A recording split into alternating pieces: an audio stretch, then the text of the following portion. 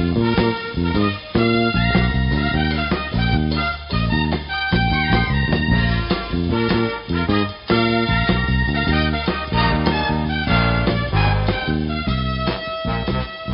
morning, Bucknutters. It is Tuesday, December 13th, 2016. I'm Dan Rubin. This is the Bucknuts Morning 5 and Change, joined as always on Tuesdays by Duane Long. I guess there are some times in bowl prep where things get a little slow.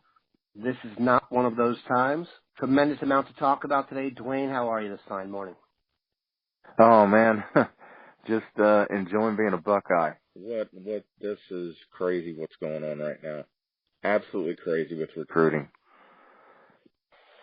Yes, and we will get to that. There's things happening in recruiting that, despite this being my profession, I'm still amazed. We will get to that. First, we need to pay our proper respects. Luke Fickell, probably the worst kept secret on earth, became the head coach at the University of Cincinnati. Your thoughts, Duane, on what they're losing and kind of what Fickell has meant to the program? You haven't had a chance to speak on it. Well, it's what he's meant to the program for so long. I mean, going back to his commitment out of high school when Michigan really wanted this kid and he just ignored him. And, you know, he's given everything to be an Ohio State football player, loyal to this university on a whole nother level. And, you know, well done, my son. That's what I would say. As far as impact on the program now, it's you don't know what kind of monster recruiter Luke Fickell was. He was King Kong out there. He could go in anybody's house and turn their kid around and turn him into a Buckeye. That is something that is going to be very hard to replace, Dan. We need to take our time and pick a coach that can really step in and offer that at least some semblance of the same recruiting muscle. Yeah, I'm not sure that's realistic. I mean, I'm not sure the impact on the coaching day to day. Obviously, when you replace a coach, that has to be dealt with. I think with Shiano there, especially after a year with Luke by his side, I'm not worried about the defense, but I think you bring up a great point. Fickell was a dogged recruiter. And he was fabric of Ohio State guy. I mean, he could come in there and talk about the good old days. They're not going to really have that as much on the staff. So we will see where that goes. We obviously are happy that Luke is staying on through the playoffs. And we'll see where it goes from there.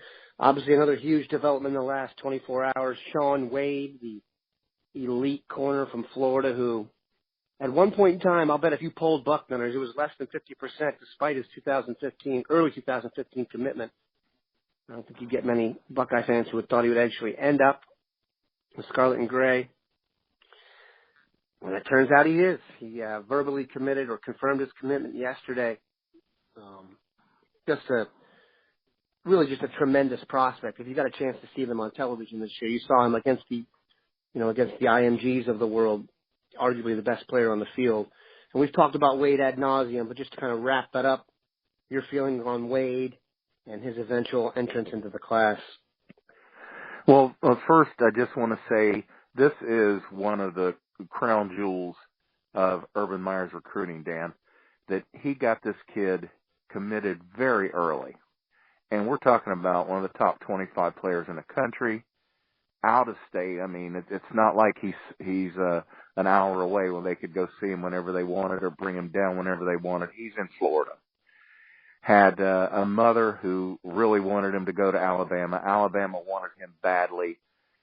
For Urban Meyer to hold on to this kid for that length of time, this elite kid that everybody in the country wanted, that says so much about what kind of recruiter Urban Meyer is. That's just amazing that he was able to hold on to him. Then you look at the kid.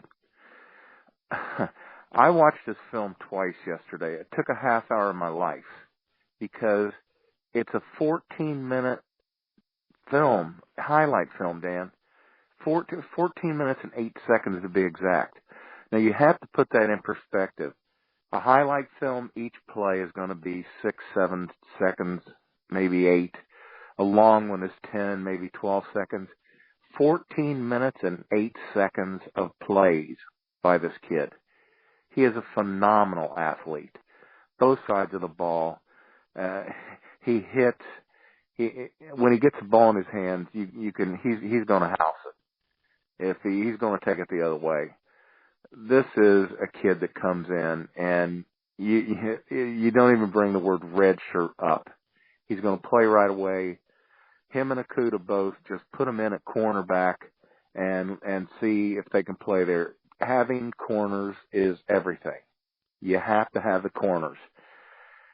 Maybe they end up at safety. They're big kids, and it's always hard to step up a level. They look like corners at the high school level.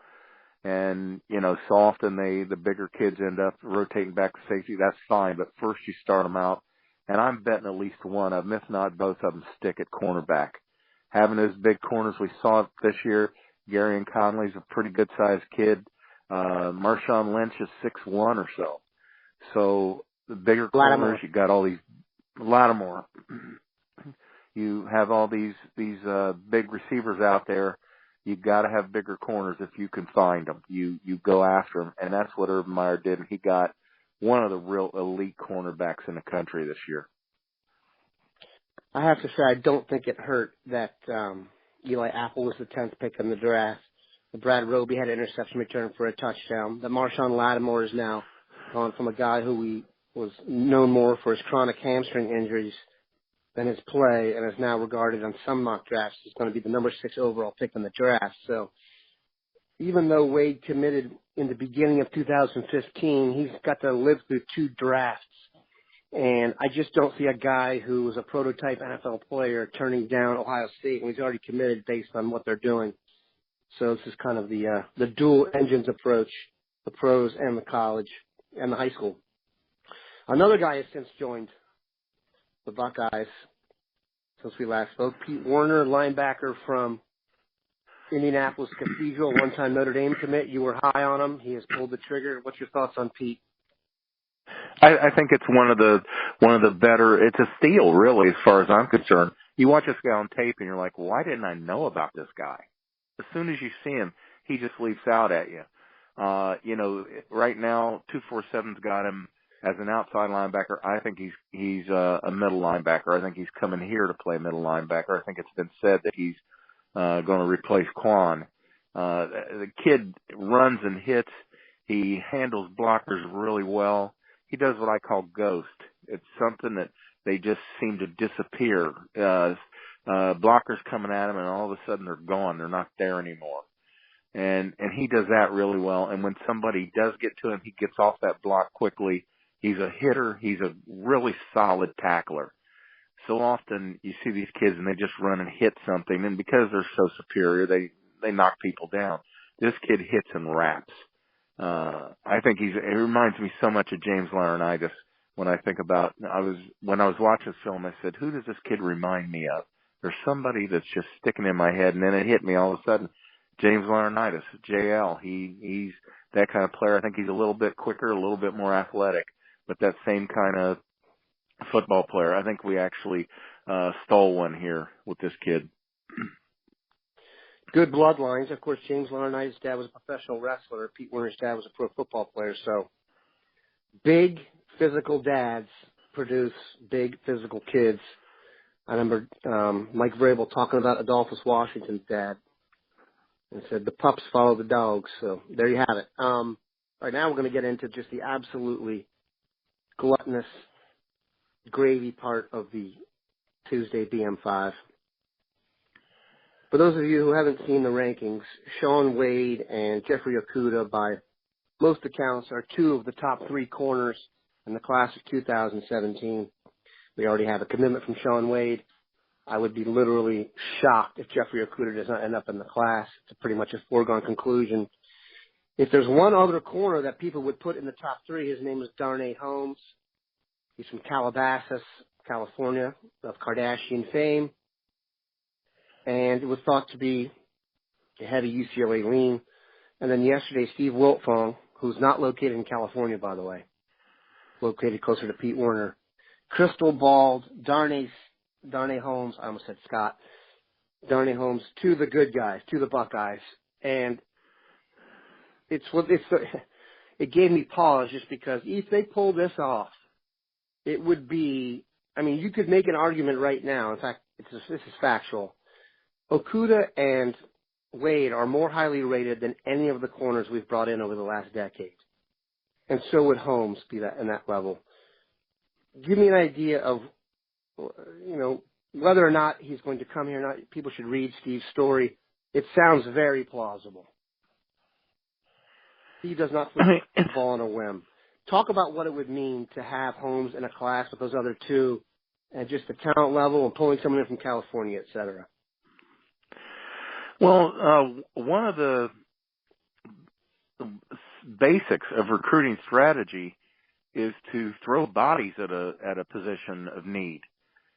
You're going to be able to throw 3 of the top 5 cornerbacks in the country at the holes that might be appearing with Lattimore and Conley. This is ridiculous. I mean, Urban Meyer, we've talked about the United States as your recruiting backyard. Well, that's what he's done.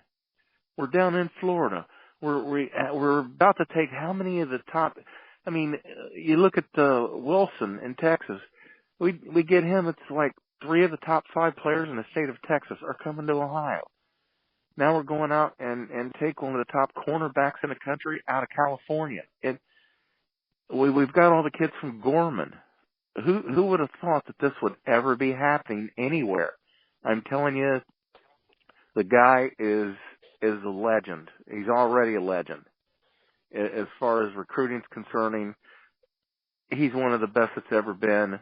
And who knows, by the time he retires, he might be looked at as the benchmark for recruiting greatness. I mean, he's recruiting like Lou Holtz did at Notre Dame and Pete Carroll did at USC. That's what he's doing right now. Beating Alabama to players. It's absolutely off the charts. And to go into California, get Holmes and throw him at this cornerback position, it's really hard to believe. It's hard to believe that he's doing this well across the country. It's not just Ohio. There are Ohio kids that I'm sure would be part of this class if Jim Tressel was still here. But Urban Meyer could go somewhere else in the country and convince some kid to come to Ohio, be a Buckeye. He's going to warm weather states and convincing those kids to come up here to Ohio. It's just crazy what's going on. Yeah, it would be symbolic, the 3 corners being, let's say he gets Okudah, Holmes, and Wade.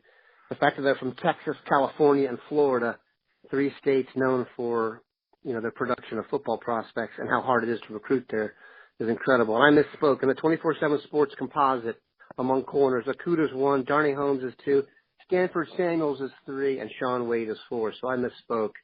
Should probably bag the recruiting then.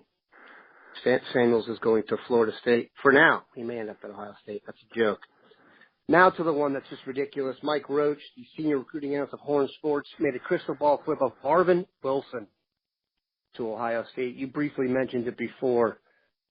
To me, this is the one that would make me feel like this is the Truman Show, that this is, organized by some, criminal organization like Cobra and G.I. Joe. To get Marvin Wilson would be the absolute gluttonous one to me. Because as I've said many times, and it's not news, it's the one position they really haven't gotten since Meyer got here, which is the Chester McLaughlin plugger type. Your feelings on Wilson, if you think this is just smoke?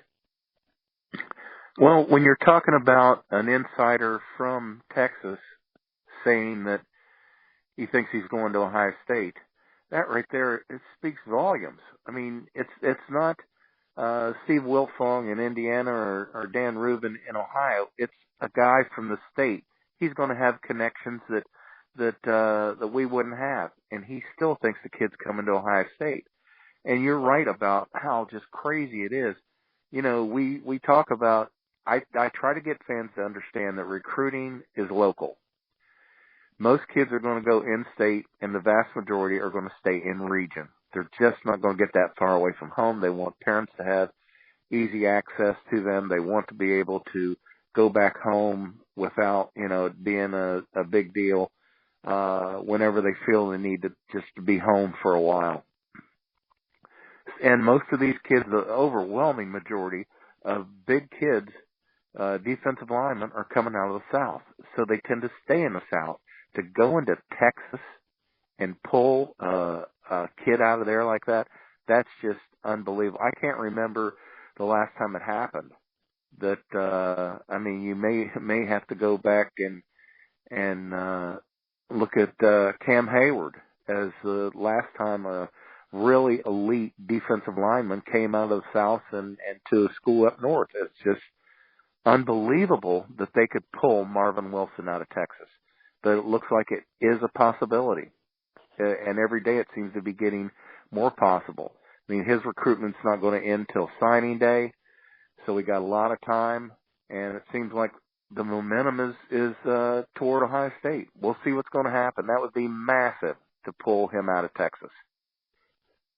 The idea that you could sit down in a recruiting cycle and mark down guys out of Texas, Baron Browning, Jeffrey Okudah, J.K. Dobbins, and Marvin Wilson, and get them in your recruiting class, and you're not located in the Lone Star State. I mean, I'd have to do some research on that, and there'd probably be some opinion involved. But I would venture a guess that no one has gone into Texas and done that.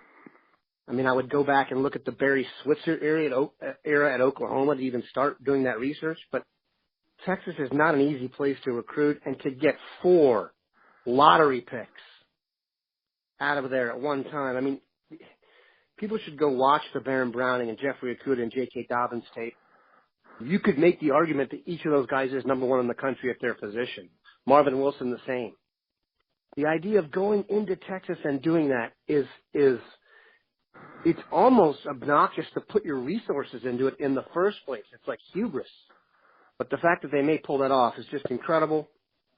I'm ending with a soliloquy there. We appreciate Duane stopping by. Listen, it is a great time to be a Buckeye.